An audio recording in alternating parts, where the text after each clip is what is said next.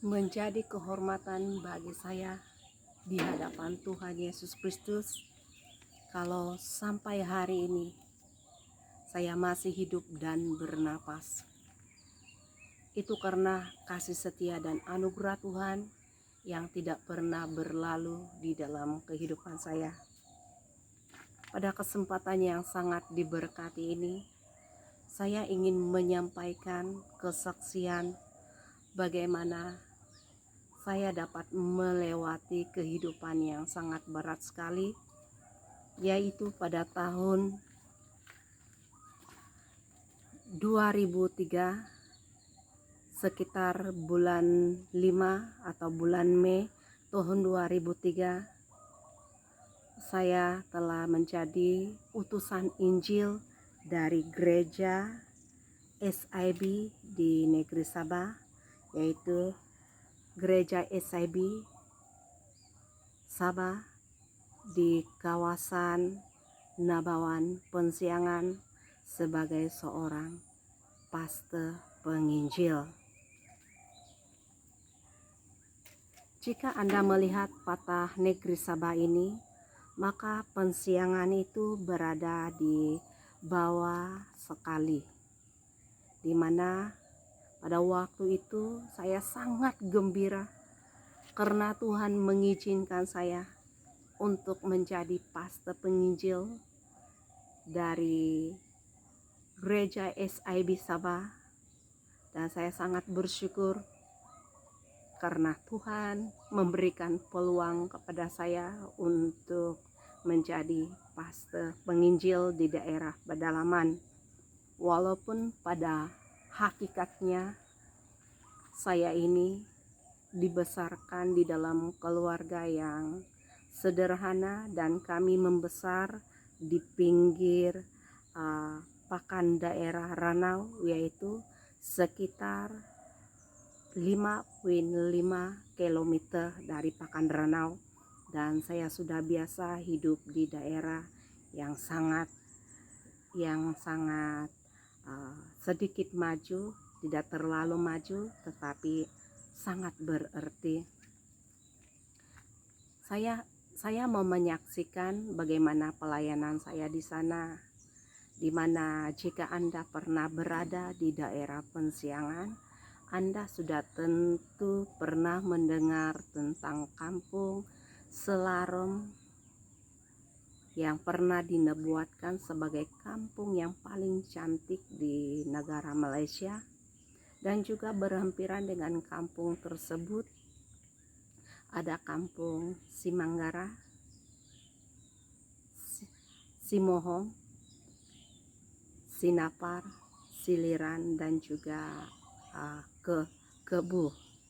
Bahkan juga jika kita berjalan sekitar 7 jam dari kampung Siliran, maka kita akan sampai di kampung Lumbis. Itu adalah merupakan perkampungan daripada negara jiran kita, yaitu Indonesia. Namun apa yang saya mau kongsikan di sini adalah bagaimana saya dapat melewati kesukaran yang begitu berat sekali pada waktu sakit di kampung Selarem Pensiangan, di mana pada bulan November 2003 itu saya berada di kampung Selarem Pensiangan, dan saya merasa bahwa tubuh saya sangat lemah sekali. Saya merasakan tubuh yang sangat lemah. Walau bagaimanapun saya masih tetap berusaha untuk bangun dan turun ke gereja. Dan apa yang saya ingat pada waktu itu, yaitu kalau persekutuan di gereja pada waktu malam, saya akan turun lebih awal, sekitar jam 6.30 petang.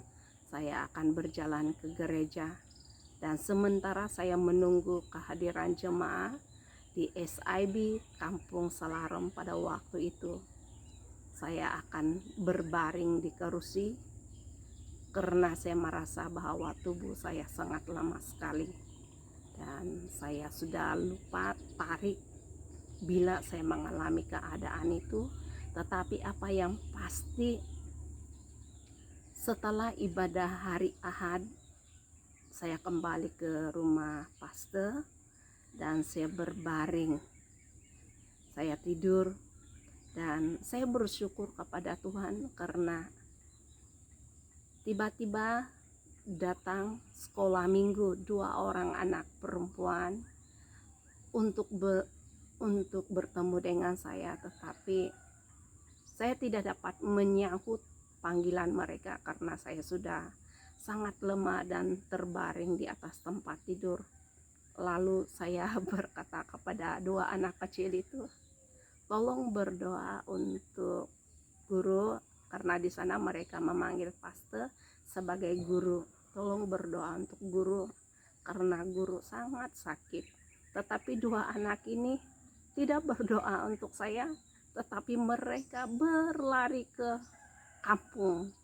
Itu pun kalau dari rumah pastor ke kampung, perkampungan itu sekitar 5 menit untuk berjalan baru kita menemukan rumah dan ada orangnya. Tidak lama kemudian mereka, orang kampung, sampai di rumah pastor, dan saya tidak ingat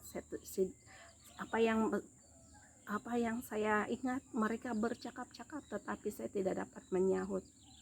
Lalu mereka berusaha, orang kampung di sana berusaha untuk membawa saya keluar dari kampung tersebut, tetapi saya kasihan pada waktu itu karena jembatan banyak terputus dan laluan jalan kayu balak juga banyak yang runtuh. Jika mereka membawa saya, mereka harus menggendong saya dari kampung Pensiangan ke kereta, di mana ada kereta itu sekitar 12 jam untuk jalan kaki, dan saya percaya itu sangat menyusahkan. Lalu saya katakan kepada mereka, tidak apa-apa, mungkin saya hanya penyakit biasa, tetapi saya berusaha untuk bertahan dari hari Ahad, Isnin, Selasa, Rabu, Kamis.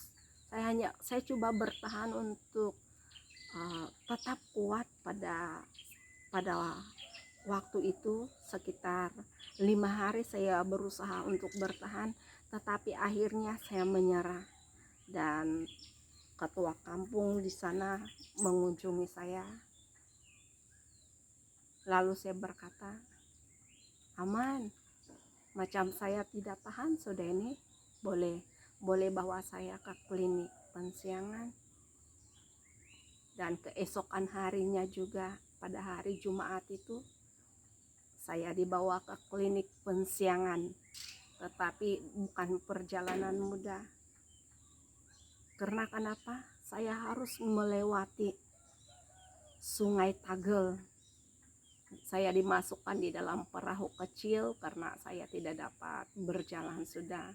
Kemudian mereka mendayung sampan kecil itu selama, bayangkan saja, kami mulai bertolak dari kampung Selareng sekitar jam 7.30 pagi dan sampai di klinik Pensiangan sekitar jam 3.45 petang.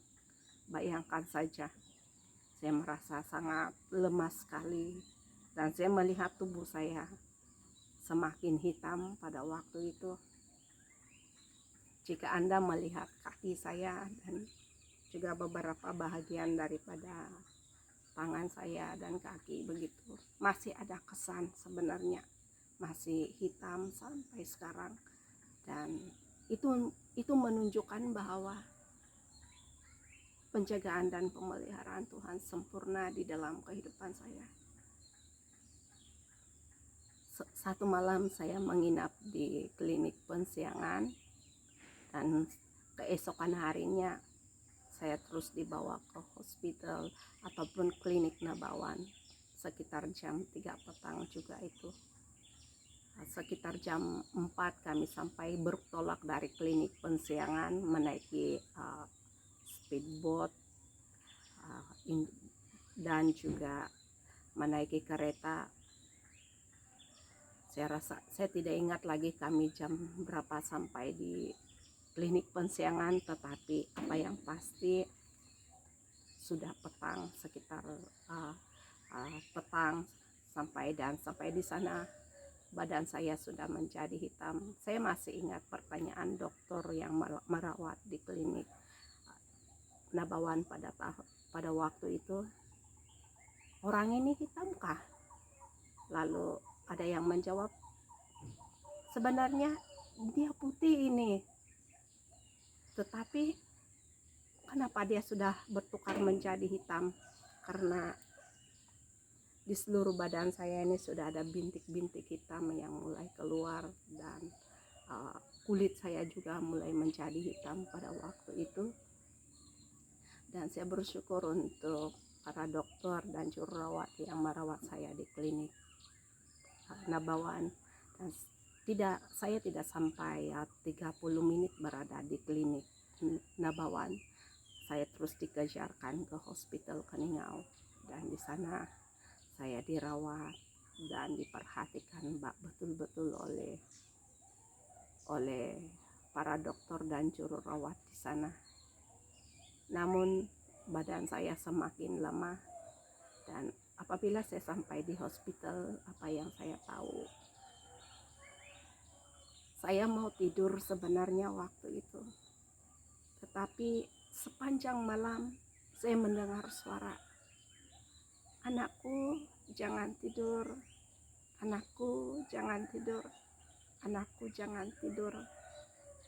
Secara manusiawi saya berpikir, Tuhan Yesus, saya sudah berhari-hari tidak dapat tidur, saya mau tidur, sebab saya sudah sangat letih. Lagi pun di sini saya ada orang yang merawat, ada dokter, ada yang juru rawat yang merawat, tetapi apa yang terjadi? Saya tidak diizinkan tidur, dan saya sudah tahu bahwa pada waktu itu saya menghidapi penyakit demam denggi berdarah, dan dokter yang merawat saya pada waktu itu mengatakan kepada saya seperti ini, demam denggi berdarah belum ada obatnya, dan virus demam denggi berdarah ini sudah menyerang otak, hati, dan jantung kamu. Dan sekarang belum ada lagi obat untuk menyembuhkan ini, kata dokter tersebut. Jika kamu sembuh pun kemungkinan besar kamu akan menjadi gila dan mungkin juga boleh mati, kata dokter tersebut.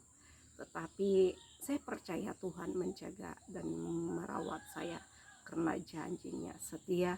Dan saya bersyukur, walaupun malam yang kedua itu saya begitu sakit sekali, dan saya merasa bahwa separuh dari badan saya ini tidak ada rasa lagi. Terima kasih kepada juru rawat yang melewati tempat tidur saya pada waktu itu, dan dia sempat menolong saya. Apa yang saya ingin katakan, bahwa mukjizat Tuhan itu sempurna. Saya hanya berada di hospital 3 hari 3 malam sahaja, dan saya keluar. Ketika saya keluar, dokter yang merawat saya berkata, ambil surat rawatan kamu ini yang membuktikan bahwa kamu pernah sakit dan sembuh, katanya. Namun apa yang saya mau kongsikan di sini adalah kuasa firman Tuhan itu. Kalau Anda seorang Kristen, Anda menemukan perkataan ini, asal saja ku jamah ujung jubahnya, aku akan sembuh. Itulah firman Tuhan yang saya perkatakan selama saya sakit di kampung Selarum. Dan terima kasih saya ucapkan kepada Tuhan Yesus yang memberikan saya peluang hidup, kepada penduduk kampung Selarum, dan kepada Pak Hospital yang sudah merawat saya. Terima kasih.